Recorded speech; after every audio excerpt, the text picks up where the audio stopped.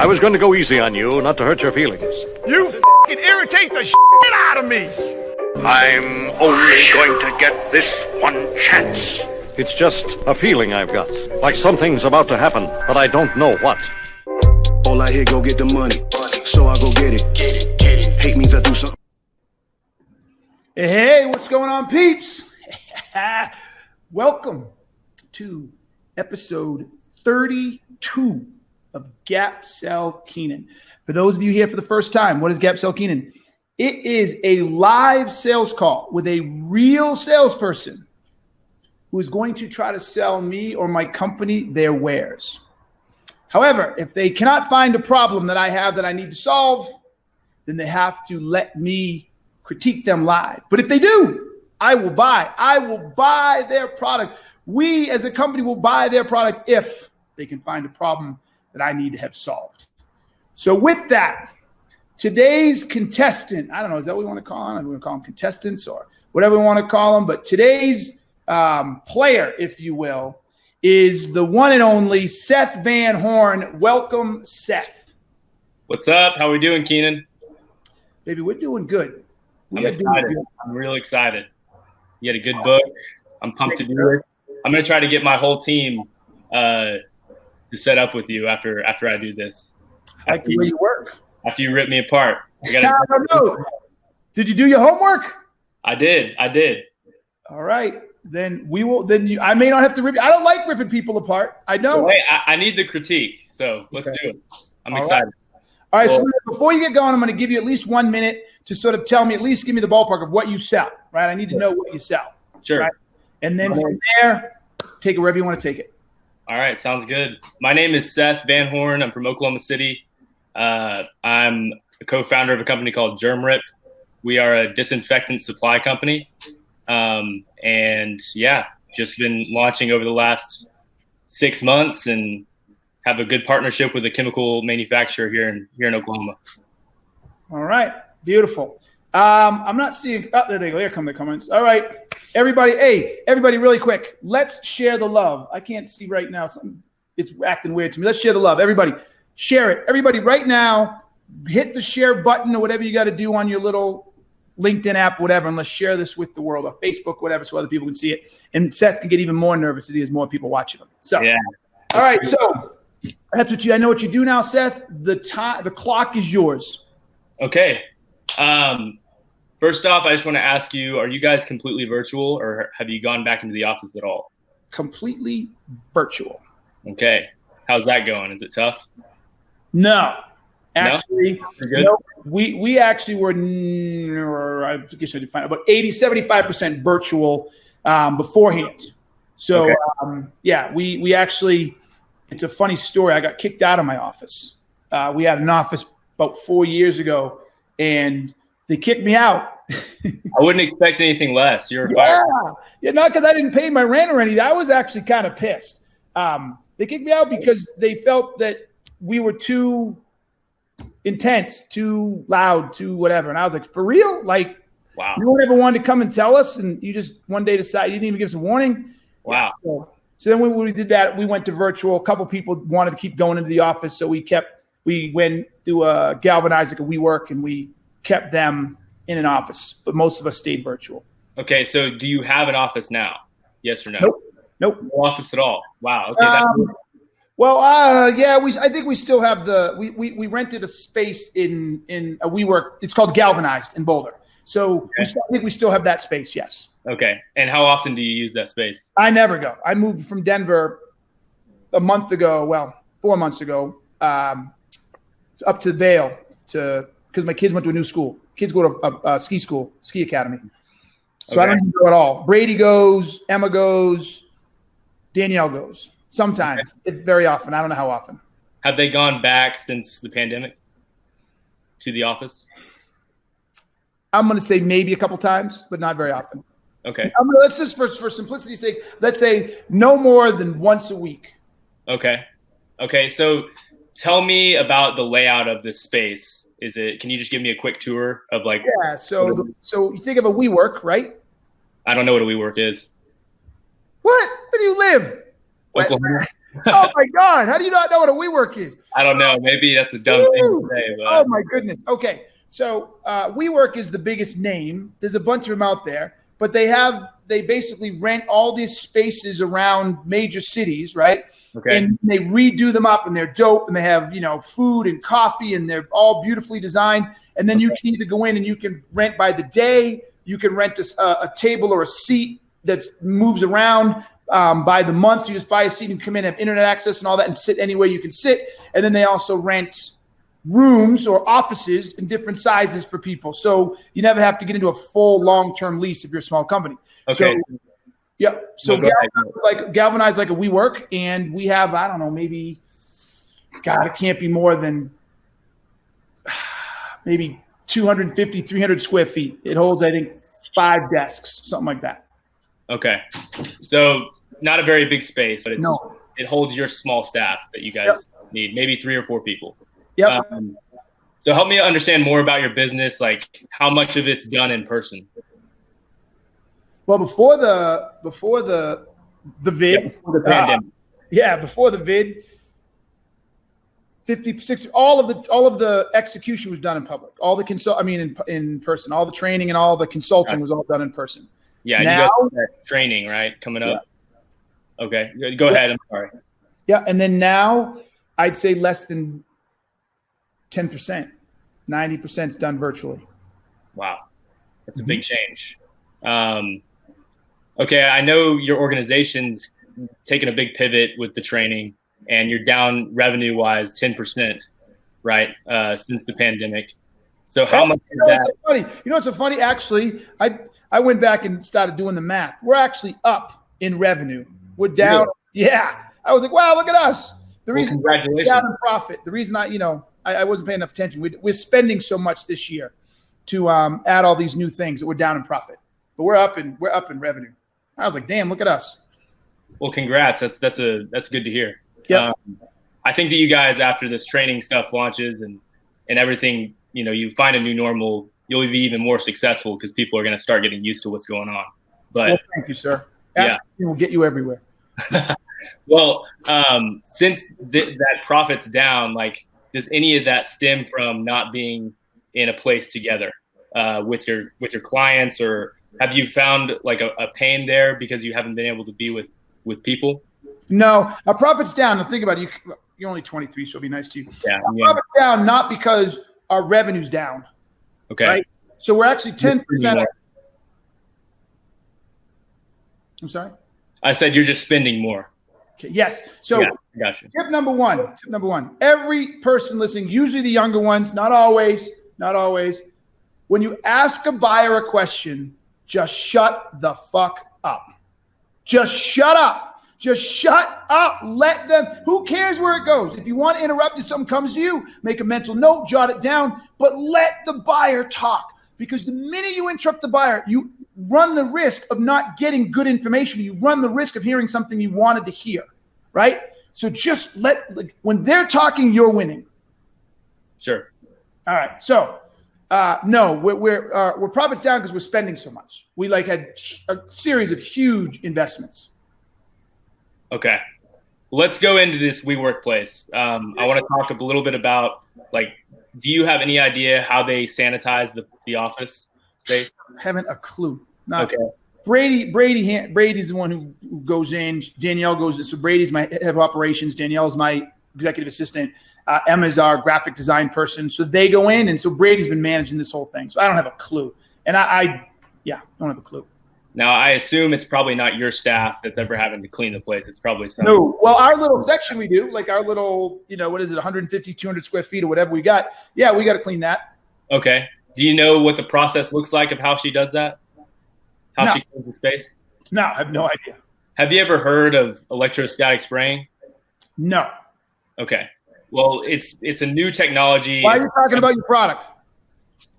I don't know. I was going to ask. Yeah, I don't know. Okay. So okay, right here, when you wanted to talk about your product, and I'm not ignoring him, trying to find our thing here so I can watch it. When you wanted to talk about your product, right? Mm-hmm. What were you hoping to accomplish? Well, I wanted to find out if you'd actually heard of the technology that I'm eventually going to want to talk about. Let's just say I have or haven't. What does it matter? It matters so you understand like exactly where I'm getting at. Why does it matter where you're getting at? So what okay, yeah. Why does it matter where you're getting at? Well, I don't want to just beat around the bush and talk too broad to where we're just talking about something that doesn't really matter for you. That's good. So I'm going to give you I'm going to tell you what I think you're trying to do, and you tell me if I'm right or wrong. Okay. You're thinking if I start telling Keenan about what we do and how cool it is and the features and the uniqueness of it, or okay, what? I'm just trying to give you information so that you're aware of exactly what I'm talking about when I say electrostatic spraying. Okay. Let me ask you this. Why wouldn't you start telling me about a car then? Why wouldn't I start telling you about a car? Yeah. Because we don't sell cars. Okay. But if you start telling me about this electrostatic spraying, yeah, right, and I don't have a problem for electrostatic spraying, you might as well tell me about a car. Fair point. That's why I asked it. That's why I was saying to you, what do you think I'm going to do with this information? And I believe that when you or any other salesperson starts to want to tell me about their product or service before they find a problem, they're hoping that I will be like, oh, it does this. Oh, I could use that, because you couldn't find the problem by yourself. Okay, I see where you're going. The main reason is because I wanted to explain the information of like what this product was, not necessarily why it's like all the benefits and features of it. I just wanted to give you the information so you go for it. Give me the information. Go for it. Okay, it's a way of disinfecting that uses it charges particles whenever it's sprayed to envelop a surface and stick on it. And there's also fogging. I don't know if you've heard of fogging, but it's basically taking disinfectant and spraying it on a wide scale to quickly disinfect an area. Yep. But I'm going to continue on. I'm sorry if this is getting. No, don't apologize. But I let you keep going. So now that you explained it, right? Yeah. How has that changed this dialogue at all? I don't think it really helps. That's what I was trying. Yeah, I think you're right. That's what I was trying to lead you to when you wanted to start going there. But sometimes we got to learn by going all the way in, right? Yeah. So if you explain to me, I said, well, just tell me about a car then. Because if I don't have a problem to attach it to, then it's not going to land. Now, I get it, everybody. And I'm messing with Seth a little because I get it. Sometimes it helps. So you can't find a problem and you start talking about the product and you say some stuff and the buyer's like, oh, well, would that work in, blah, blah, blah, blah. And you're like, yeah, would it go? So you're hoping, whether you recognize it or not, by telling me what the product is, what it does, that I'm like, oh, I could use that. And I tell you what my problem is. But I'm not going to do that for you. You got to find the problem on your own. Okay. I'll keep going. If I even have one. Sure. What would make you and your staff feel more comfortable to regather on a more regular basis? Is there anything that could change? Okay, that is what's called a self-diagnosis question. And you went further than most people before you asked one. That's literally a self-diagnosis question. So I want you to see if you can re-engineer that, because you actually already know the answer. I want you to re-engineer that into a problem question. Because you're trying to assess my current state, not sell your product. So if you ask me what would make us feel more comfortable to get together in person, how would you turn that into a problem statement question? I'm going to need your help here. Okay, that's all right. Yeah.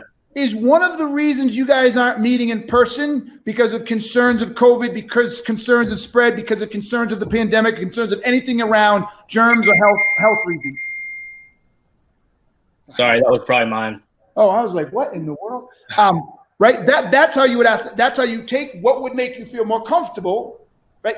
When someone says, what would it take to feel more comfortable? What would it take to do? The underlying premise or assumption is there's something wrong that's making you feel uncomfortable. Yeah, that's true. Don't do that. Get right to it. Like jump right to it, because that's how you can shorten everything. Get right to it. Ask the question straight. Okay. that ding kind of interrupted me, but can you explain the question you said again? So rather than ask me what would make us more comfortable to get together, right, in person, ask the question: is the COVID or is germs or pandemic or whatever a reason you guys aren't getting together or causing you guys to be uncomfortable and not want to be together? Okay, yeah. So there you go. Is COVID-19 the reason that your company isn't able to get together right now? No, because you guys are mostly virtual. So let's talk about your seminars. I know you do speaking engagements, and that's probably shifted since the pandemic. So can you give me just a quick rundown? Is it like you go on tour to go at these speaking engagements? Not anymore. They're all virtual. All of them are live like this? Yep. Okay. So do you want to get back in person eventually? Yeah. What makes you want to get back in person? I enjoy being on the road. You know what I'm saying? I enjoy the tactile environment, seeing people face to face and stuff. But I'm going to help you out. It's out of my hands. I have no influence in those decisions whatsoever. None. Okay. Well, I'm getting a little since you don't have an office space, it's a little different. Let's talk about your household. Oh, interesting pivot. Okay. Let's talk about my household. That was actually pretty good. What do you do? How do you clean your house? What's your methodology? Go ahead. Her name is Christina. Okay. Mm-hmm. Do you know anything what is crew in I use about once a month, once every couple of weeks. Okay. I noticed on one of your videos you had a party. That was when I was living in Manhattan Beach for the summer. That's where I lived for the summer. Yeah. That was a good time. I wish I could go back. So do you know how, are you comfortable with just the cleaning, or do you think there should be a little extra step there? No, I'm comfortable. Feel safer. Okay. Mm-hmm. About your children. Good question. So what about my children? Be more specific. Do you think that it's safe enough for your children with what's going on? I do. You do? Okay. Why? What's that? Now ask me why. Why do you feel like it's safe enough? Because my kids all play soccer and skiing, and their school is in session. So I can tell you right now, the last thing I'm worried about is my kids getting anything at home here, as opposed when they're on the soccer field running around, breathing and bumping into each other. And then when they're doing their dry land training and running around playing with each other, or when they're in school all day long, the last place I'm worried about is my house. Okay, well, to talk about schools, a lot of them are using the type of technology that I'm talking about. So maybe they are a little safer there than at your house with that kind of disinfection being in place. Most public places are trying their best to use this kind of stuff. So is there any... Okay, here, I'm going to help you out on this one. Okay.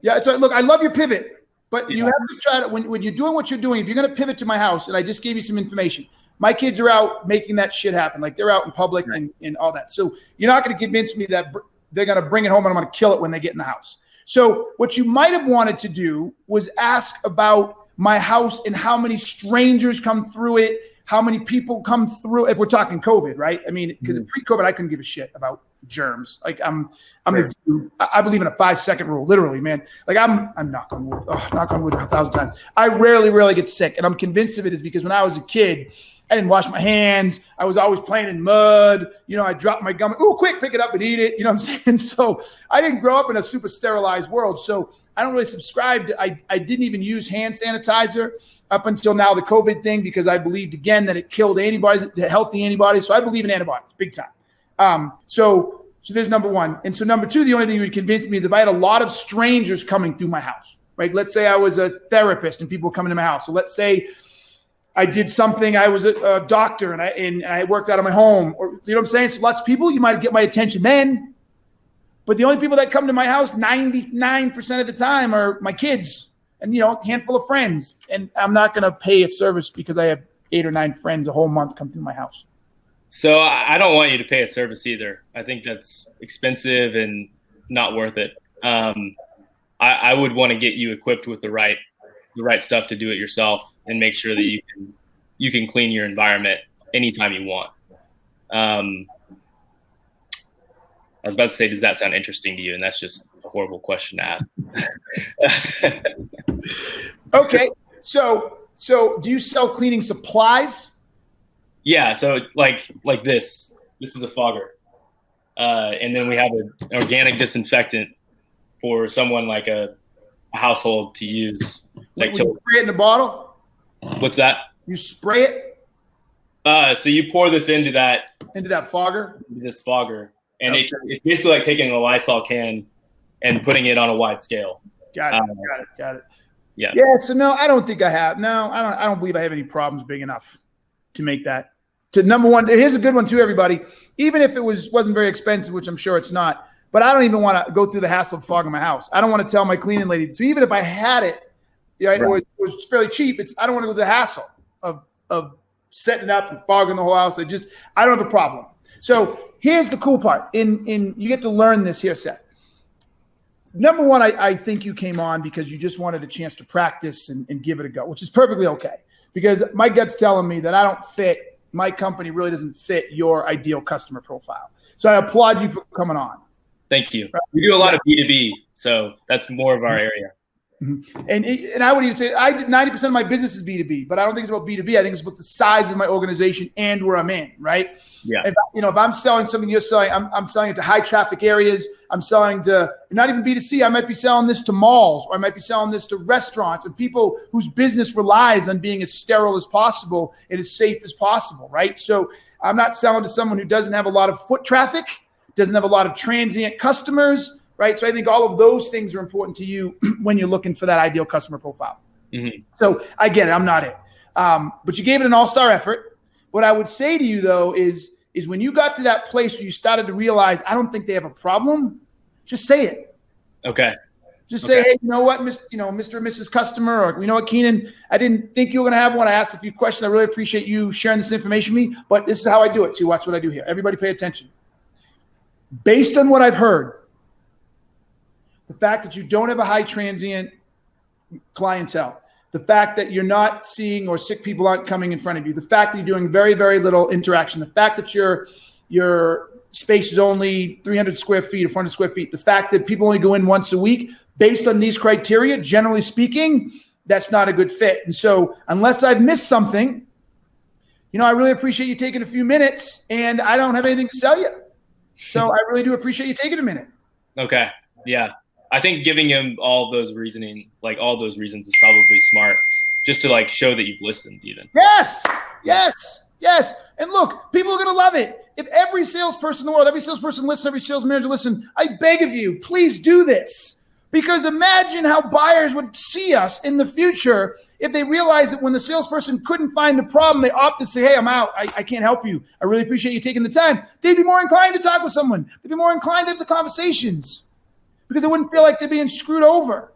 But salespeople, we push and we push and we push, even if they don't need the shit. And then they just feel trapped and they feel bullied, and it's just a joke. So if you can't help them, step out. Just step out and make it happen. And here's the other cool part. Every once in a while, you might get lucky. So I did this about 2.5 years ago, maybe 2 years ago. I did that because I couldn't find a problem. And I was doing the discovery. And the person kept giving me all the greatest answers. Oh, no, our sales team is 20% above this, and our sales team is doing this, and we're doing this. And I'm like, it sounds to me that everything's great. I really appreciate you taking some time. But based on what I heard, if this, and this, we can't help you. But it was great talking with you. And he goes, all right, man, I really appreciate it. And then he calls me back 2 days later. He goes, I know what it is, man. I knew. He goes, we don't have a common methodology. And because of that, I think we're underperforming. I'm like, okay, talk to me about that. And so really what happened was he was so proud of his organization when I was asking him the questions, he didn't really want to go to where he was failing. And then when he had time to sit back and think about it, he got to tell me where he was failing. We dug in, and he became one of our biggest customers that year. We trained his team all over the United States and over in Europe and everything. So my point is, when you tell them you don't see anything, they might be inclined to say, well, no, those are true, but I have this over here or this. Like, oh, okay, please tell me more. Right? Yeah. So that helps. All right. I feel like sometimes it takes a client to actually figure out what their own problem is. Like you said, he was proud. So it may have taken him a day or two to actually figure it out. Yeah, but that's rare. if you do gap selling correctly, that's rare, absolutely rare, right? Like when you get good at this, Seth, you'll be able to ask very targeted questions to the problems, and you're going to get there really quick, right? It's going to be rare that you're going to get that somebody is crushing it and not realizing. See, my situation was different because I could sell something opportunistic, right? In other words, yeah, everything's great, no existing problems, but he realized that the team's underperforming. He believes they could do more if there was more consistency. All right, that's different than, well, I think I might have more germs in my place in the future, right? Unless, of course, something's going to change in their business, and you miss that part, right? They might be having more traffic or something like that. Yeah, now you're talking. Yes, there's going to be more traffic soon. Now you're talking. Yes. So the key is just to get really good at finding the problem, bro, right? Really good at finding the problem. Yeah. Mm-hmm. All right, so I'm looking at some of the comments here. Not as many comments today. It was a quiet one. No comments, everybody, huh? I know it was a quiet one today with Seth. But all right, my man, well, listen, I really appreciate you taking the time. Was this helpful? Yes, it was. I think that, it threw me off that you didn't have an office space. I was really expecting that, which you can't assume anything. I mean, you got to go in and make a conversation. So, Yep. If you do have, clients that may need something like this, maybe schools or like your kid's school, if they're using a type of disinfectant, a lot of those can be harmful. So I would encourage you to reach out to me if you know of anyone that might be needing a solution. All right, I can do that. Yeah, I can do that. Yeah, Keenan. All right, baby. Thank you very much. I really appreciate it, brother. You're a good cat. You're a good cat. All right, we'll see you later. Yep. All right, everybody. So there it was. Gap Sell Keenan, number 32. That was an interesting one. He was enthusiastic. I like that. But I think he knew when he came in, I wasn't a good ideal customer profile, but he went for it and he learned a little something and he proved it. So if you want to gap sell me, if you want to gap sell me, if you think you have a product or service that I need, that I have a problem that your product or service can solve, text me right here. Text me right here. And I will get you on Gap Sell Keenan, and I'll buy. The person last week sold us a phone service. In case you missed it, I've already bought something. So, all right, folks, this was awesome. Thank you very much. You know what I'm going to say. Until next time, peace. I'm out. All I hear, go get the money. So I go get it. Hate means I do something.